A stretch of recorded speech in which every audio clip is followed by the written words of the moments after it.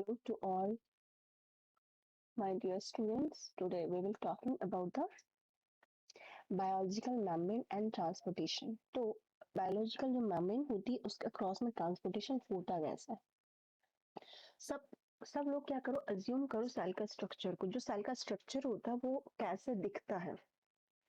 जब आप अज्यूम करते हो, ये सब लोग जानते हैं कि सेल जो होती है कुछ इस तरीके से, कंपार्टमेंट जो होता है सेल का कंपार्टमेंट कुछ इस तरीके से होता है। अब यदि आप बात करते हो कि ये सेल है, ये सेलुलर कंपार्टमेंट है, तो सेल है तो ये क्या है, इसका कोई ना कोई ये बाउंड्री, ये जो है बाउंड्री क्रिएट कर रही है। क्या बना रही है? आपका एक्सटर्नल बाउंड्री जो है, एक्सटर्नल बाउंड्री उसको क्रिएट कर रहा है। अब एक्सटर्नल बाउंड्री से मतलब हमारा क्या है? बैरियर है।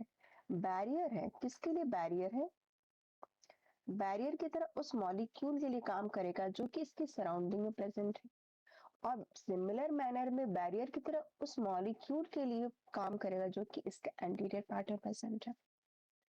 तो मेम्ब्रेन क्या करती है? एक्सटर्नल बाउंड्री को डिफाइन कर देती है कि हाँ, आपकी जो पहुंच है वो कहाँ तक है, इस मॉलिक्यूल की पहुंच कहाँ तक है। फिर भी मॉलिक्यूल तो चाहता है कि मेरी पहुंच सिर्फ यहाँ तक ना होके कहाँ तक हो, यहाँ से यहाँ तक भी हो। तो क्या करना होता है, जो मॉलिक्यूल्स होते हैं उनको ट्रांसपोर्टेशन के लिए कुछ ना कुछ ऐसी चीजों की असिस्टेंस लेनी पड़ती है जिससे कि वो आसानी से क्या कर सके, इस बाउंड्री को, इस बैरियर को भी क्रॉस कर पाए। और इसी चक्कर में क्या होता है, बहुत सारी मॉलिक्यूलर जो ट्रैफिक होती है अक्रॉस द प्लाज्मा मेम्ब्रेन हमको देखने को मिल जाती है।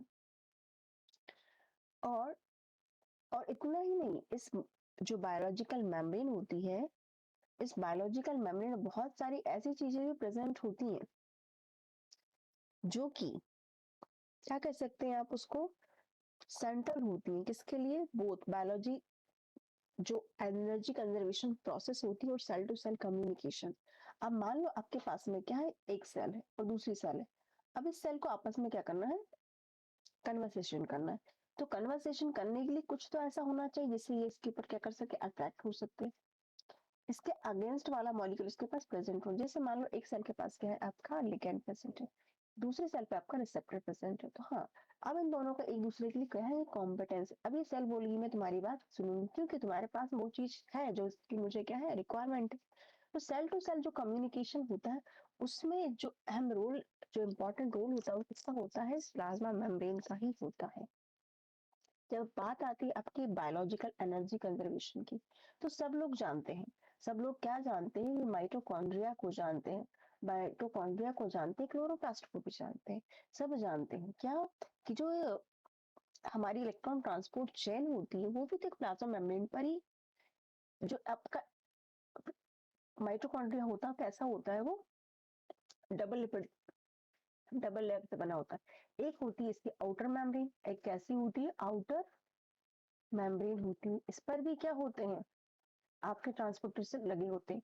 और दूसरी होती है आपकी इनर मेम्ब्रेन, जो इनर मेम्ब्रेन है जो कि कैसी है, फोल्डेड है। अभी इसी इनर मेम्ब्रेन पे क्या होता है, आपका इलेक्ट्रॉन ट्रांसपोर्ट चेन होता है वो रन करती है।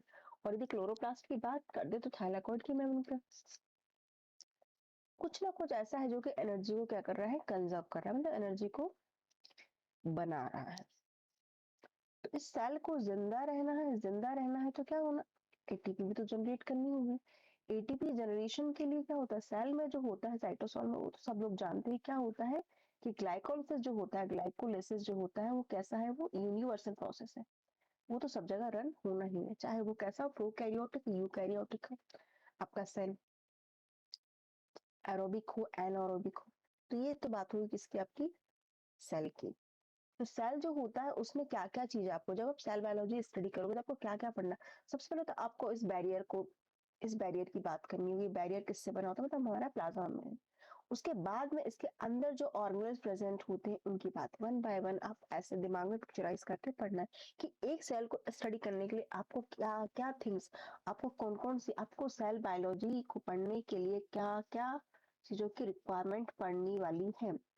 आप एक सेल को स्टडी करने के लिए क्या क्या पढ़ोगे, आपको क्या पढ़ना पड़ेगा, यदि आपको क्रोमोसोम को पढ़ना है, इसकी मशीनरी को जाना है, आपको मॉलिक्यूलर बायोलॉजी, आपको क्या करना पड़ेगा, मॉलिक्यूलर बायोलॉजी देखनी पड़ेगी। इतना हो गया। इसके बाद में आपने क्या देखा है, ER होता है, SER, आपका प्रोटीन सिंथेसिस हो रहा है, आपकी एनर्जी बन रही है। तो इतने सारे जो ऑर्गेनेल्स प्रेजेंट है, सबका अपना-अपना क्या है इम्पोर्टेंट रोल है। तो जो सेल बायोलॉजी होता है उसका जो फंडामेंटल है प्रोसेस जो क्या है पूरा आपका सेल यदि पढ़ना है तो आपको मॉलिक्यूलर थोड़ा मैकेनिज्म पता होना चाहिए, दूसरी आपको थोड़ी सी बायोकेमिस्ट्री का नॉलेज होना चाहिए।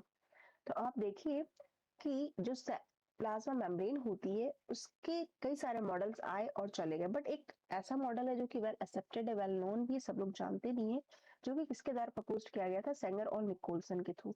उस मॉडल में क्या बताया गया, इस मॉडल में ये बताया गया था कि आपका जो लिपिड बायलेयर होता है, ये लिपिड बायलेयर है। आपने क्या देखा होगा, आइसबर्ग देखा होगा, आइसबर्ग देखा होगा, आइस। तो यहाँ आप देखो कुछ ऐसे तरीके से आपको देखने को मिलता है। तो सिमिलर मैनर में यहाँ पर भी क्या होगा, लिपिड में ऐसे देखने को मिलेगा, लिपिड बायलेयर जो होती है कुछ आपकी इस तरीके से, ये एक लेयर और ये दूसरी लेयर है।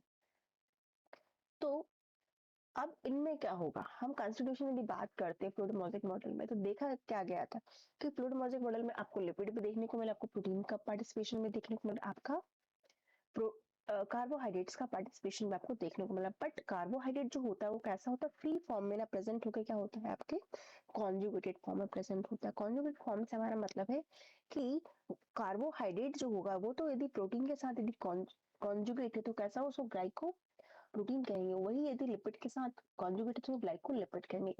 कार्बोहाइड्रेट कभी भी जो होगा वो फ्री फॉर्म में प्रेजेंट नहीं होगा in case of plasma membrane. तो यदि मेजर इसका कंस्टिट्यूट की बात करते हैं तो प्रोटीन और लिपिड क्या है इसका मेजर कंस्टिट्यूट। और ये मेजर कंस्टिट्यूट जो होता है वो वेरी कर सकता है।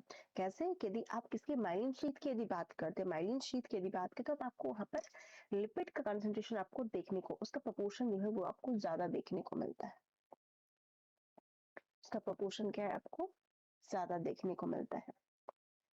तो और यदि आरबीसी की बात करते हैं तो लिपिड और प्रोटीन का ऑलमोस्ट क्या होता है, सेम ही होता है।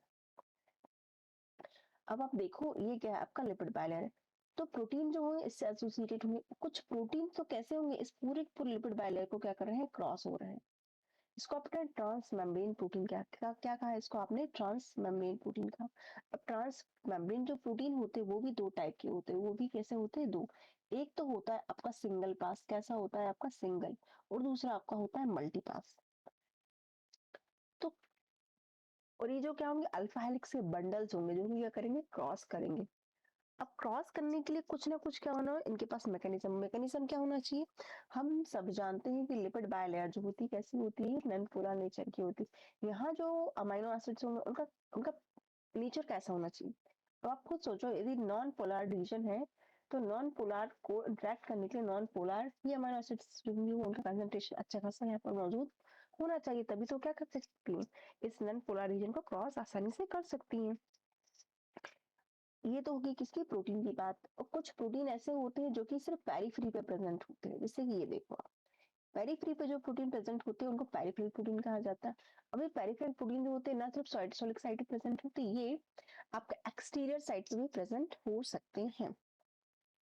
कुछ प्रोटीन ऐसे होते हैं जो कि कैसे होते हैं, पहले तो किसी शुगर मॉलिक्यूल लिपिड से इंटरेक्ट करेंगे और ये लिपिड मॉलिक्यूल जो होगा वो शुगर से इंटरेक्ट करेगा, शुगर से इंटरेक्ट करने के बाद फिर क्या होगा, ये कोई प्रोटीन इससे इंटरेक्ट करेगा, इसको आप जीपीआई, इसको क्या बोल रहे हैं आप, जीपीआई एंकर्ड प्रोटीन में। जीपीआई मतलब क्या होता है, ग्लाइकोसाइल फॉस्फेट डाइइनोसिटोल एंकर्ड प्रोटीन। और ये क्या है, आपको अच्छा खासा आपको क्या देखने को मिल रहा है, यहाँ पर एसिटाइल ग्लाइकोसाइलेशन देखने को मिल रहा है। तो जब भी ग्लाइकोसाइलेशन की बात होती है, ये जो शुगर मोइटीज आपको यहाँ दिखाई दे रही है, ये शुगर मोइटीज आपको कभी भी एक्सटीरियर साइट्स पे प्रेजेंट तो खूब सारी दिखाई दे देंगी, बट कभी भी आपको साइटोसोलिक साइड में क्या होगा, आपको ग्लाइकोसाइलेशन का जो प्रोसेस है ये आपको दिखाई नहीं देगा। कभी भी शुगर मोइटिस आपको इंटीरियर की तरफ देखने को नहीं मिलेगी, ये कंसेप्ट ध्यान में रखना है। और बीच में जो ये इंटरडिजिटेड आपको मॉलिक्यूल दिखाई दे रहा है, ये कौन है, आपका एल्फेस्टेरॉल का मॉलिक्यूल है। एस्टेरॉल जो होता है वो क्यों प्रेजेंट है, जो वॉइड्स होते हैं इसके स्पेस प्रेजेंट है बीच बीच में, अब उन स्पेसेस को भी क्या करना है, आपको फिल करना है। आपको एकदम ऐसी बाउंड्री बनानी है जो कि कैसी हो, टाइट है, इसका एसोसिएशन कैसा हो, टाइट हो मॉलिक्यूल्स का, ताकि मॉलिक्यूल जो है, कोई व्यक्ति है इस बैरियर को क्रॉस करना चाहता है। बैरियर को क्रॉस करना चाहता है मीन्स व्हाट? अब बैरियर को यदि क्रॉस करना है तो आपके पास कुछ तो ऐसे लोग होने चाहिए, कुछ ऐसे मोटे हट्टे-कट्टे लोग होना चाहिए जो कि क्या कर सके इस व्यक्ति को इस बैरियर को क्रॉस ना करने दे। तो हट्टे-कट्टे लोगों से मतलब हमारा है यहाँ पे स्टेरॉल से। स्टेरॉल वो है जो कि इन वॉइड्स में क्या हो जाते हैं, घुस जाते हैं। एक वॉइड भी तो एक स्पेस थोड़ा-सा भी स्पेस नहीं होना चाहिए लिपिड बाय लेयर में।